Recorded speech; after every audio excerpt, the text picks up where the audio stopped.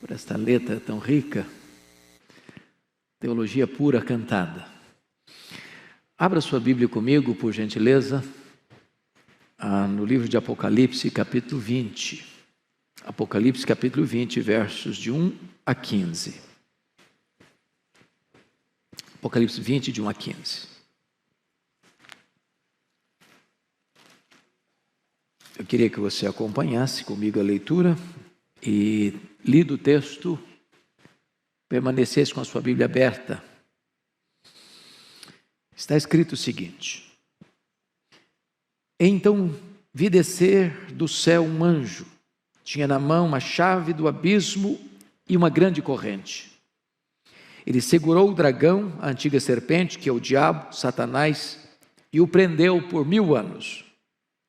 Lançou-o no abismo, fechou-o e pôs selo sobre ele, para que não mais enganasse as nações até se completarem os 1000 anos. Depois disto, é necessário que ele seja solto pouco tempo. Vi também tronos, e nestes sentaram-se aqueles aos quais foi dada a autoridade de julgar. Vi ainda as almas dos decapitados por causa do testemunho de Jesus, bem como por causa da palavra de Deus, tantos quantos não adoraram a besta, nem tampouco a sua imagem, e não receberam a marca na fronte e na mão, e viveram e reinaram com Cristo durante 1000 anos.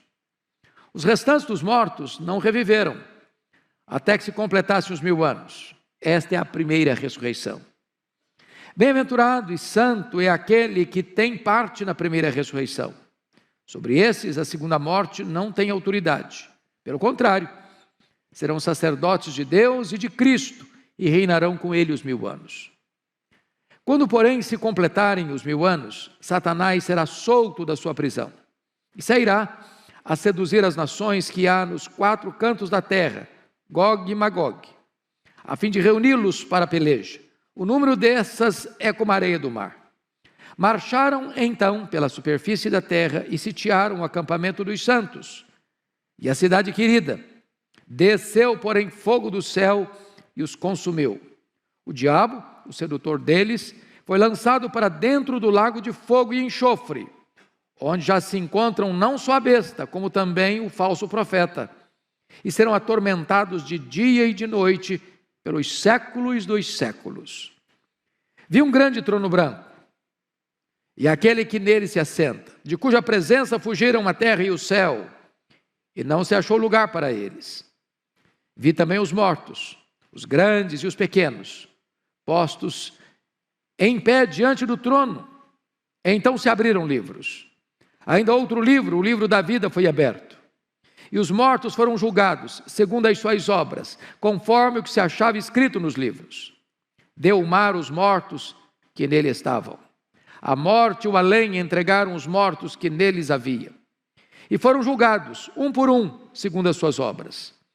Então, a morte e o inferno foram lançados para dentro do lago de fogo.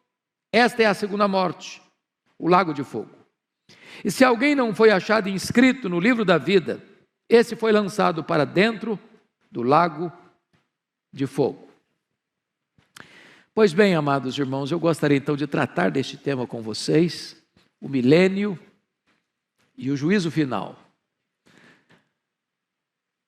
A primeira coisa que eu preciso afirmar, e com toda sinceridade e humildade, é que este capítulo é certamente o capítulo mais polêmico do livro de Apocalipse e talvez um dos mais polêmicos de toda a Bíblia.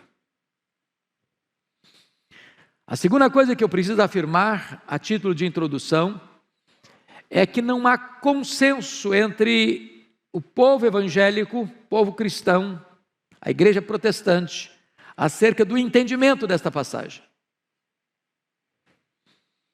Por exemplo, os chamados pré-milenistas entendem que o milênio relatado neste capítulo sucede cronologicamente ao registro do capítulo 19, que fala da segunda vinda de Cristo.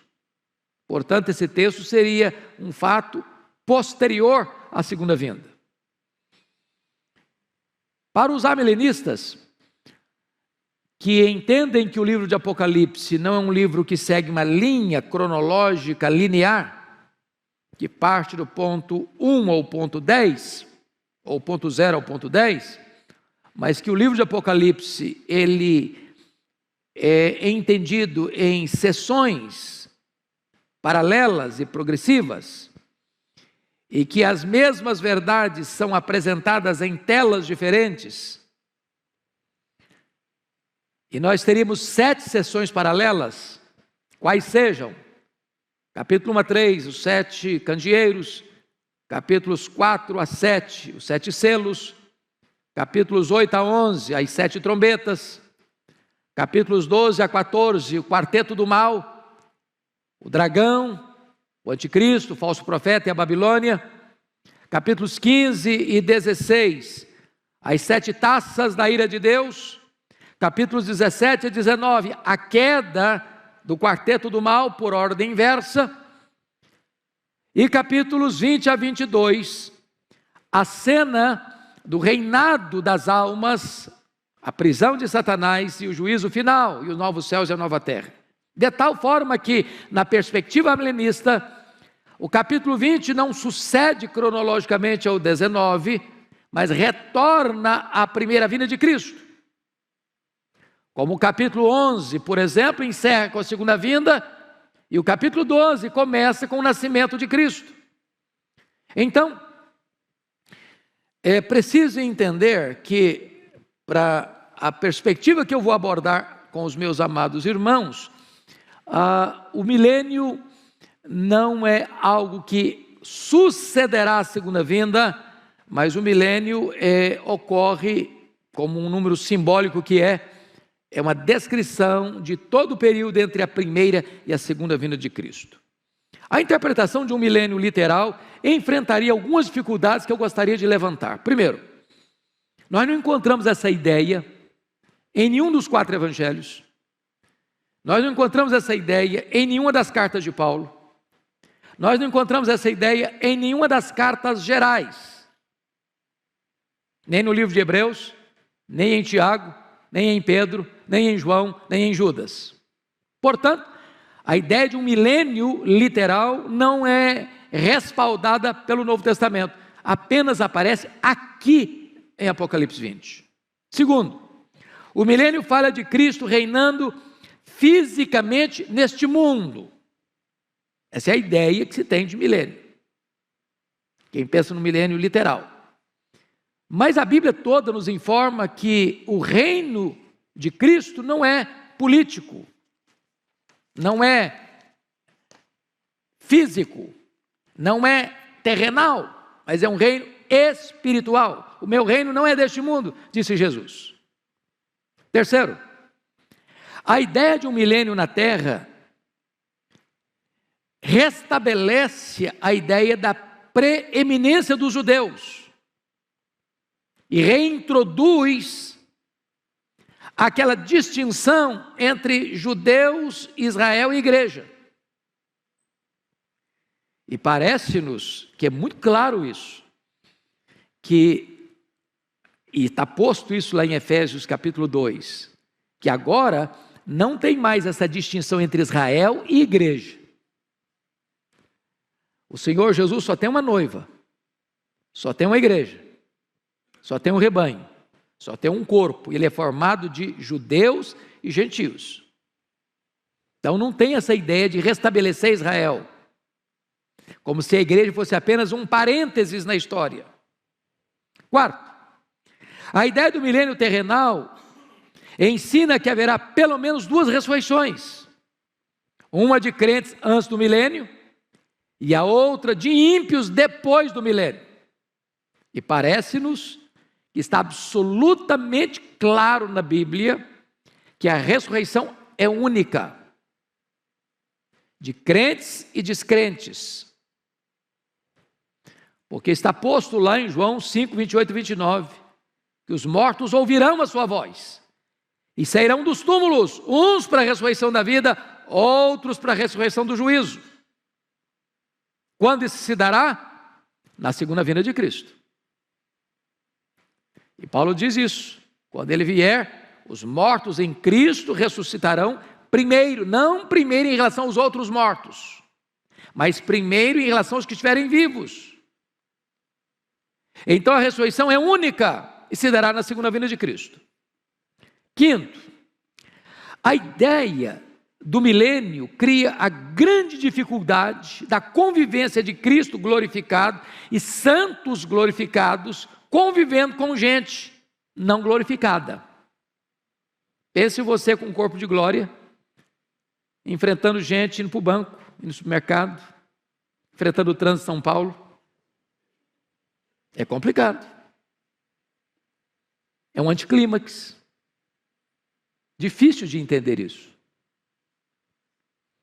Sexto, como conceber a ideia de que as nações, estando sob o reinado de Cristo durante 1000 anos, de repente se rebelam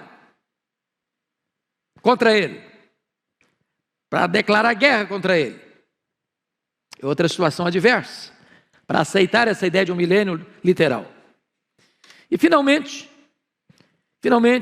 todo o ensino do Novo Testamento é que o juízo é universal e seguirá imediatamente a segunda vinda de Cristo.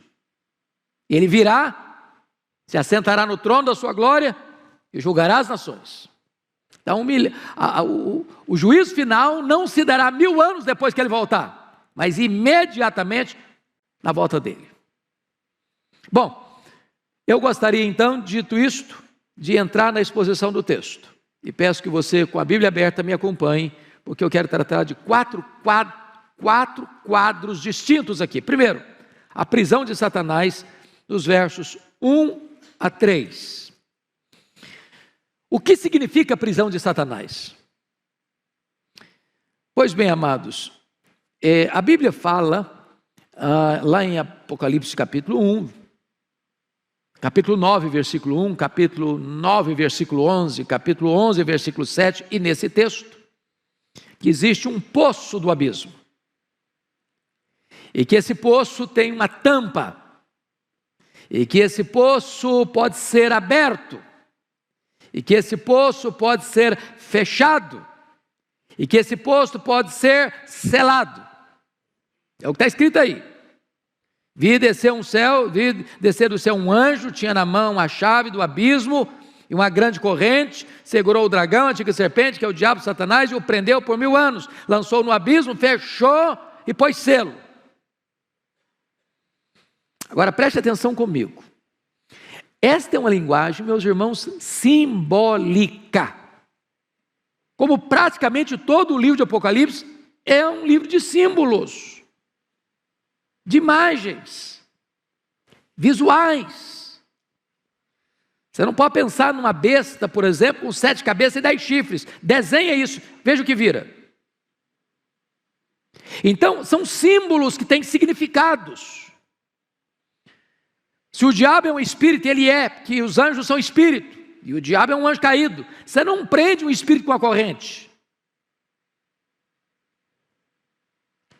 Você não prende um espírito e bota uma tampa. O que significa isso? Significa que esse ser maligno, que é o diabo, que é Satanás, que é a antiga serpente, ele tem sua autoridade e seu poder restringidos. Essa é a ideia da prisão de Satanás. Não significa, entretanto, que Satanás está inativo, mas está limitado. Nas palavras de Lutero, Satanás é um cachorro na coleira de Deus. Ele só pode ir até onde a coleira o permite ir e não 1 centímetro a mais. Deus põe limites. Limites. E qual é o limite que foi imposto a ele? Confira comigo o verso 3. Lançou no abismo, fechou e pôs selo sobre ele, para que não mais enganasse as nações. Então vamos entender o que significa isso, não mais enganar as nações. Primeira coisa que eu chamo a sua atenção é que, do ponto de vista de hermenêutica, né, pastor Arival, a gente aprende isso no seminário, e aprendo nos livros todo dia, que você não explica um texto claro à luz de um texto obscuro, mas você explica um texto obscuro à luz de um texto claro. Eu acho que serve para a teologia e deve servir para o direito também, acredito. A hermenêutica. Não é isso mesmo? Então, a pergunta é: o que é que o Novo Testamento tem a ensinar-nos acerca da prisão de Satanás? Isso tem a ver com a segunda vinda ou com a primeira vinda? Então, chamo a atenção de vocês para alguns textos. Primeiro, Mateus 12, 29. Vocês se lembram lá que o valente, que é o diabo, ele tem uma casa. Ele guarda em segurança todos os seus bens. Que bens são esses? Pessoas. Até que o mais valente, quem é o mais valente? Jesus. Entra na casa, tira-lhe a armadura em que confiava, a panóplia dele, amarra-o e lhe divide os despojos, arranca os bens dele da casa dele. O que significa isso? Que o diabo, Satanás, ao ser preso, ter sua autoridade, seu poder restringido, ele não tem condições de impedir que uma pessoa que Deus escolheu, por quem Cristo morreu, chamado pelo Evangelho, seja impedida de crer no Senhor Jesus. É o Senhor Jesus que amarra o valente, e o fez na primeira vinda, e não acontecerá na segunda, mas na primeira vinda.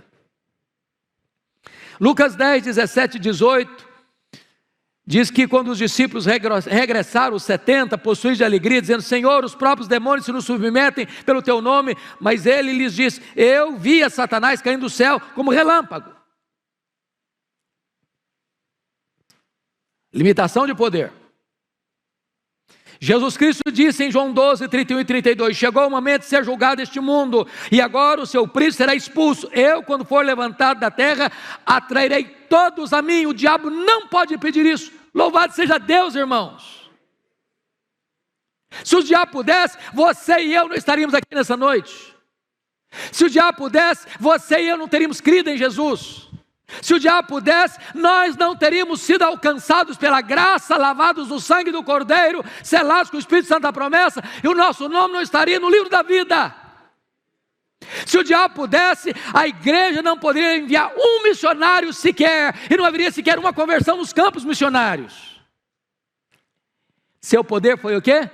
Cerceado e limitado e restringido. Essa é a ideia. Essa é a ideia. Pois bem, o que significa? Preste atenção nisso. No finalzinho do versículo 3, é necessário que ele seja solto por pouco tempo. O que significa esse pouco tempo em que Satanás será solto depois do milênio?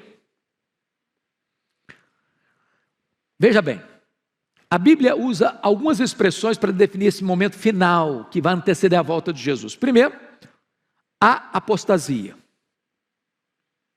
Segundo, a grande tribulação. Terceiro, a manifestação do homem da iniquidade, ou do iníquo, que é o anticristo. Quarto, o pouco tempo de Satanás. Essas quatro expressões apontam para a mesma realidade. Para esse momento final, de uma perseguição atroz, de Satanás usar todo o seu arsenal e toda a sua fúria, e toda a sua força e todos os seus agentes para perseguir o Cordeiro e a sua igreja. A grande tribulação, a apostasia, a manifestação do homem da iniquidade e o pouco tempo de Satanás. Esse é o tempo que vai anteceder a segunda vinda de Cristo. Mas, outra pergunta: o que significam esses 1000 anos? O que significa esses 1000 anos? Como todo o texto é simbólico, por exemplo, o abismo, o poço, a corrente, a prisão, o selo que tampa o poço, o milênio também é uma linguagem simbólica. é um número completo. Milênio é um tempo que vai, portanto, da primeira à segunda vinda de Cristo. É o número 10 cubicado, pleno. É o exato período em que as almas estão reinando com Cristo. Por exemplo, o que acontece quando um crente morre agora? O que acontece? Primeiro texto, para pensar com vocês, 2 Coríntios 5:8. Morrer é deixar o corpo e habitar com o Senhor. Segundo texto, Filipenses 1:23. Morrer é partir para estar com Cristo, o que é incomparavelmente melhor. O que Jesus Cristo disse para o ladrão à sua direita que se arrependeu, ainda que não 10ª hora da vida? Hoje mesmo estarás comigo no paraíso. Então, quando um crente morre, diz Hebreus que o seu espírito é aperfeiçoado para entrar na glória. Nesse exato momento, a alma começa a reinar com Cristo no céu. Você sabe disso. O corpo foi feito pó, é pó e volta ao pó, é matéria. Mas a Bíblia diz que Deus soprou nas narinas daquele boneco de barro o fôlego da vida e ele passou a ser alma vivente. O que é a morte? A palavra morte significa separação.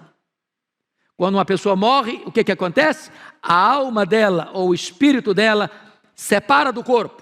O corpo era pó, volta ao pó. Esta alma sobrevive sem o corpo não sobrevive sem a alma. A alma não é aniquilada. A alma não desencarna e reencarna de novo. A alma não vai para purgatório. A alma não fica dormindo.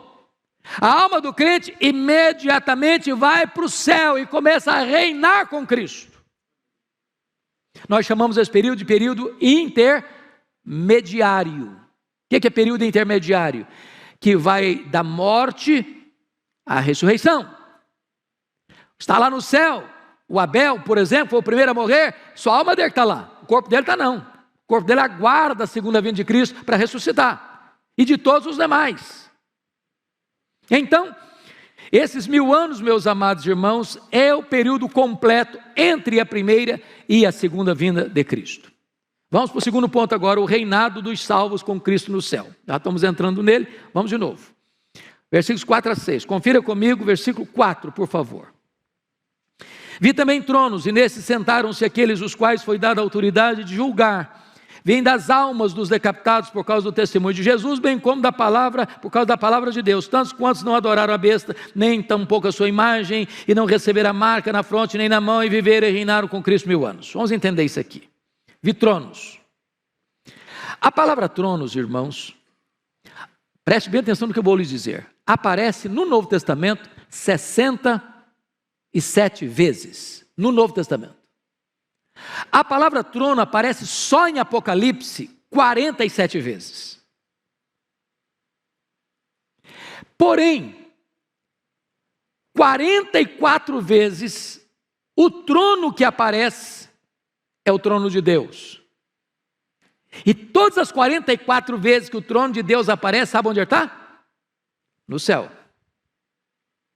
Só três vezes o trono aparece na terra. 2:13, 13:2 e 16:10. E todas as 3 vezes que ele aparece na terra, ele é o trono do anticristo e o trono do diabo. Portanto, esse reinado aqui de 1000 anos não é na terra. Não é na terra. Não é um milênio aqui. Ele está tratando desse período em que as almas, não são os corpos, são as almas que estão reinando. Estão reinando. Aquelas mesmas almas lá do capítulo 6, versículo 9, que estão debaixo do altar clamando. Até quando, Senhor? Então é muito importante entender isso. As almas estão reinando com Cristo lá no céu. Abel está reinando com Cristo lá no céu. Seu papai, sua mamãe, seu vovô, sua vovó, que já morreram em Cristo, que já estão com Jesus, estão reinando com Ele lá. Qual é a missão daqueles que estão reinando com Cristo lá? Primeiro, veja você, que eles estão assentados em tronos. Versículo 4. Que essa é a verdade bíblica. A Bíblia diz que os santos vão julgar as 12 tribos de Israel. Está lá em Mateus 19, 28. Que os santos vão julgar o mundo. Está lá em 1 Coríntios, capítulo 6, versículo 2. E vai julgar os anjos. Está lá em 1 Coríntios, capítulo 6, versículo 2. E Jesus prometeu à igreja de Laodiceia o seguinte: ao vencedor dar-lhe-ei sentar-se comigo no meu trono, como eu venci, sentei com meu Pai no seu trono. Então você e eu vamos assentar em tronos, para julgar. Julgar quem? As 12 tribos de Israel, o mundo e os anjos. Obviamente os anjos caídos. Eles participarão, portanto, da glória de Cristo lá no céu. Então, quem está lá? Os mártires e todos aqueles que morreram, vejam vocês, por causa do testemunho de Jesus, bem como por causa da palavra de Deus, todos os crentes. Todo crente que morreu está com Cristo lá no céu, reinando, aguardando certamente a segunda vinda de Cristo, quando haverá a ressurreição, e então um corpo de glória se unirá com esta alma que já está glorificada, para estar para sempre com o Senhor. Mas vamos a outra coisa, importante aqui, versículos 5 e 6 agora. Os restantes dos mortos não reviveram, até que se completasse os 1000 anos, esta é a primeira ressurreição. Bem-aventurado e santo é aquele que tem parte na primeira ressurreição. Que ressurreição é essa? Que primeira ressurreição é essa? É muito importante entender isso. Irmãos, quem nasce 2 vezes, morre uma vez só. Quem nasce uma vez só, morre 2. Explicando. Quem só nasceu fisicamente e não nasceu da água e do Espírito, morre fisicamente e morre eternamente. É a segunda morte. Mas quem nasce fisicamente e nasce de novo, a segunda vez, morre uma vez só, apenas fisicamente. A não ser que Jesus volte antes e você é trasladado, arrebatado, transformado e arrebatado. Portanto, essa primeira ressurreição não é a ressurreição do corpo. Toda a linguagem do Novo Testamento é essa, que quando você recebe a Cristo, você estava morto, e eu também. Deus nos deu vida, estando nós mortos nos nossos delitos e pecados. O que aconteceu quando você foi convertido a Cristo foi uma verdadeira ressurreição. Então, bem-aventurado é aquele que passou pela primeira ressurreição, porque esse não sofrerá a penalidade da segunda morte. Claro, você não vai ser condenado, não entra mais juízo, passou da morte para a vida. Então, essa é a ideia de todo o Novo Testamento. Mas vamos ver agora, terceiro ponto, a derrota final de Satanás, versículos 7 a 10, olha aí comigo. Quando, porém, se completarem os 1000 anos, Satanás será solto da sua prisão, e sairá e seduzirá as nações que há nos 4 cantos da terra, Gog e Magog, a fim de reuni-las para a peleja. O nome dessas é como a areia do mar. Então marcharam então pela superfície da terra, sitiaram o acampamento dos santos, a cidade querida, desceu porém fogo dos céus e consumiu. Vamos entender uma coisa aqui. Há 3 descrições dessa batalha no livro de Apocalipse, capítulo 16, 14 a 21, capítulo 19, 19 a 21 e 27 a 10. Não são 3 guerras diferentes, é a mesma guerra, é a guerra do Armagedon, é a guerra final. São telas diferentes, descrevendo o mesmo fato. O que esse texto está querendo dizer? É que antes de Jesus voltar, irmãos, não esperem num otimismo irreal que o mundo vai melhorar, que nós vamos viver aqui num shopping center, com ar-condicionado. A coisa está pegando, e vai pegar mais.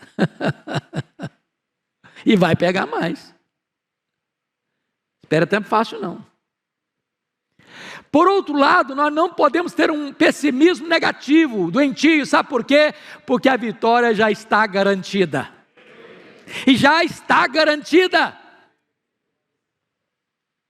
Irmãos, o final da história já está escrito, e a vitória é do Cordeiro e da sua igreja. Pode o diabo espernear, pode o inferno se agitar, pode o mundo fazer confusão, pode todo mundo virar e perseguir a igreja, e massacrar a igreja, e torturar a igreja, e prender os crentes, e matar os crentes. A vitória já está selada. Bendito seja Deus. Pois bem, amados, agora vamos para a cena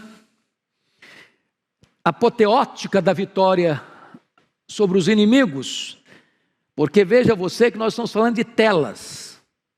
No capítulo 19, versículo 20, você está com a Bíblia aberta aí, está a descrição aí da prisão da besta, com o falso profeta.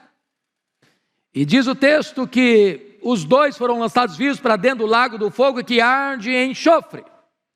Mas como Satanás, o diabo, a antiga serpente, é o maioral dessa trilogia maligna, João aguarda para descrever isso mais no final.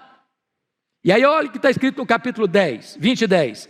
O diabo, o sedutor deles, foi lançado para dentro do lago do fogo e enxofre, onde já se encontram não só a besta, como também um falso profeta, e serão atormentados de dia e de noite pelos séculos dos séculos. Então vamos entender uma coisa aqui. Não tem aniquilamento. O que tem é penalidades eternas. Eles vão ser atormentados, o que está escrito aí?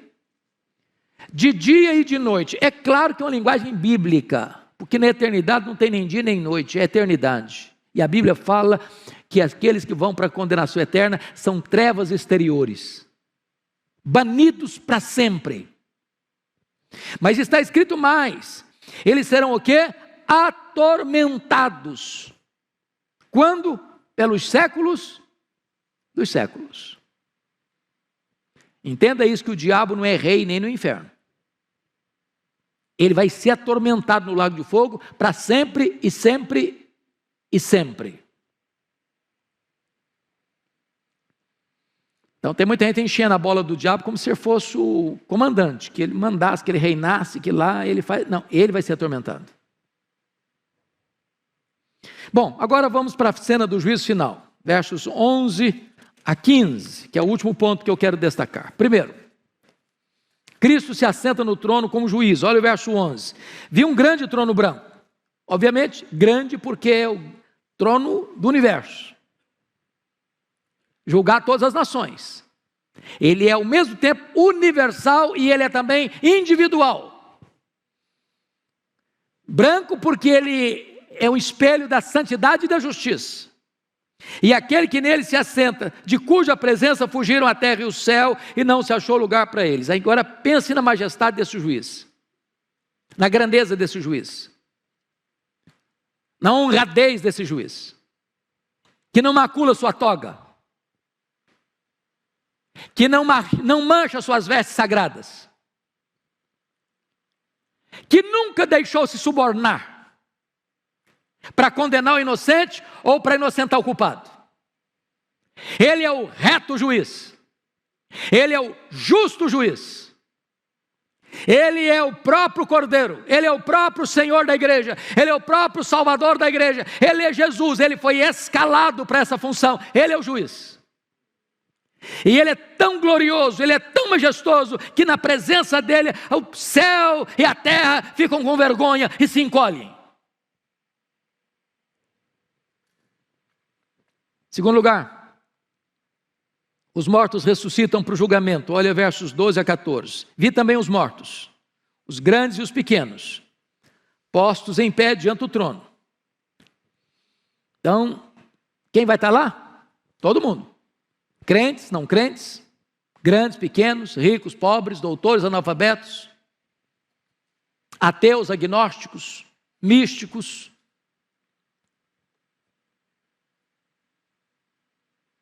filósofos, pensadores, religiosos, todos estarão lá, de pé, para escutar a sentença.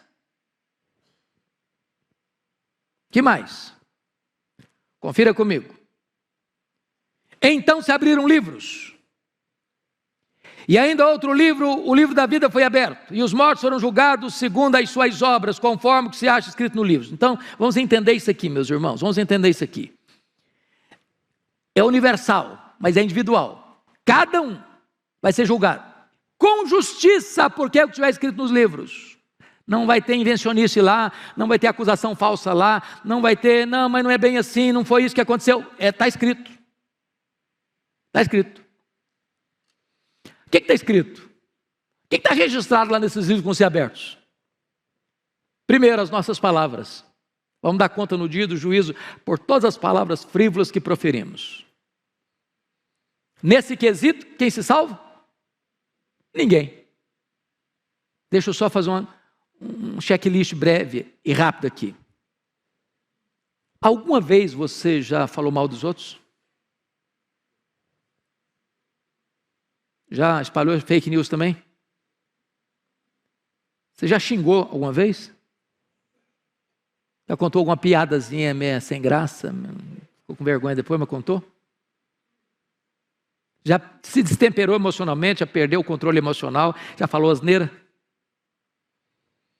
Bom, se você falar para mim que nunca, eu vou duvidar da sua honestidade. Então, nesse quesito, culpado. Segundo quesito, vai estar escrito lá no livro. Nossas obras. O que você fez, seu pai não viu, sua mãe não viu, sua mulher não viu, seu marido não viu, seus filhos não viram, seus amigos não viram, seu pastor não viu, sua igreja não viu, nem a lei viu. Você fechou a porta do quarto, apagou a luz. Mas Deus estava lá. Está escrito. Você não lembra mais, mas está escrito. Apagou da minha memória, mas está escrito. Terceiro, então nesse quesito, quem se salva? Ninguém. Terceiro quesito do julgamento. As nossas omissões. Se você sabe que deve fazer o bem e não faz, você está pecando. Diz a Bíblia que se você guardar toda a lei e tropeçar num único ponto, você é culpado da lei inteira. Sabe por quê? Porque a lei exige de você perfeição. Perfeição. Maldito é aquele que não perseverar em toda a obra da lei para cumprir. Então você está dentro da sua casa, não falando mal de ninguém, não fazendo mal para ninguém, cometendo um pecado de omissão. Nesse quesito, todos culpados. Quarto elemento do julgamento, os livros vão ser abertos. Os nossos pensamentos. Deus vai julgar o segredo do coração dos homens. Passam pela sua cabeça mais de 10.000 pensamentos por dia. E se Deus quisesse nesta noite fazer o que fez lá na época de Daniel e botar nessa tela ali o que você e eu pensamos essa semana, nós sairíamos daqui com a cara coberta de vergonha. Nesse quesito, culpados. Qual é a pessoa que vai ser salva pelas obras? Quem vai ser salvo pelas obras? Ninguém. Ninguém. Mas veja você que então esse julgamento é o quê? Justo. Ninguém vai poder se espernear no tribunal de Deus. Não, eu mereço. Não, eu pratiquei o que é certo. Eu não mereço ir para o inferno. Não, merece sim. Merece sim. É justo. Não vai se tirar o mérito de ninguém. Mas todos são culpados. Todos pecaram e destituídos estão da glória de Deus. Então, vejam vocês que o critério para a salvação qual é? Leia comigo, por favor, versículo 15, vamos juntos? E se alguém não foi achado, escrito no livro da vida, esse foi lançado para dentro do lago de fogo. Mas vamos ler o texto na outra perspectiva. Se alguém foi achado inscrito no livro da vida, esse não foi lançado para dentro do lago do fogo. Bendito seja Deus. Mas como é que o seu nome vai aparecer no livro da vida? É por aquilo que você fez? Não. É por aquilo que Deus fez por você em Cristo Jesus. Você foi salvo pela graça, eu fui salvo pela graça, nós fomos salvos pela graça. Então, antes da fundação do mundo, Deus já sabia isso, seu nome estava lá.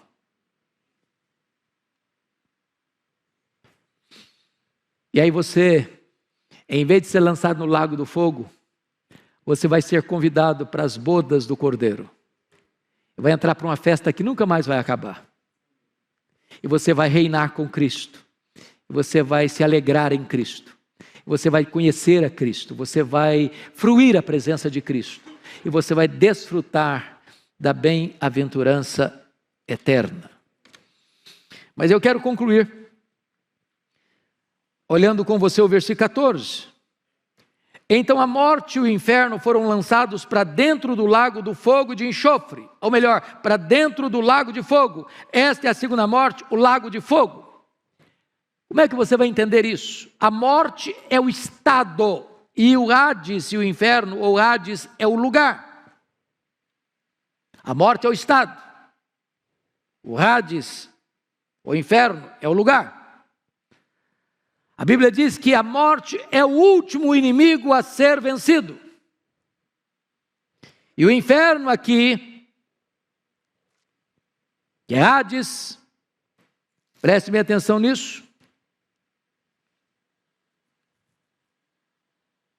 é exatamente o lugar onde os ímpios são atormentados no estado intermediário. Lembra lá da parábola que Jesus contou, Lucas 16? E o rico, no inferno, estando em tormento, clamou: Pai Abraão, manda Lázaro que molhe o dedo em água e bota aqui na minha língua para refrescar-me. Depois da segunda vinda e do juízo, não haverá mais separação entre corpo e alma, nem no céu, nem no inferno. E a vitória de Cristo sobre os seus inimigos será completa e final. Quem vai estar lá? 19 e 20, o anticristo e o falso profeta. 20 e 10, quem vai estar lá? O diabo. Quem vai estar lá? 20 e 14, a morte e o inferno. Quem vai estar lá? Finalmente, 20 e 15, todo aquele cujo nome não está escrito no livro da vida. Os que não creram. A próxima cena do juízo é esta: vi novo céu e nova terra, os quais habita a justiça. O tabernáculo de Deus vem habitar com o povo, com o seu povo, e nós estaremos para sempre com o Senhor, desfrutando das bem-aventuranças eternas. Irmãos, a palavra de Deus é tão linda, é tão rica, é tão majestosa, é tão consoladora para o nosso coração. E eu queria concluir hoje com uma pergunta, muito solene, e a pergunta é esta: você que está aqui hoje, que veio aqui hoje, você está preparado para este grande dia?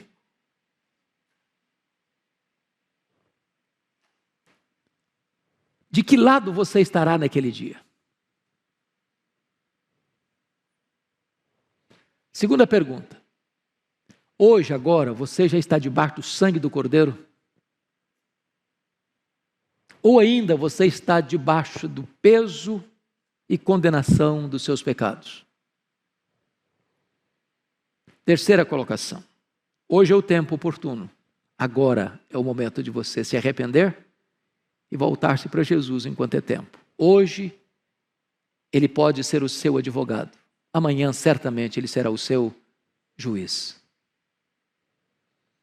A decisão é sua, intransferivelmente sua. Vamos baixar nossa cabeça e vamos orar. Eu vou pedir ao pastor Arival que venha orar por nós. Colocar sua vida diante do trono da graça de Deus.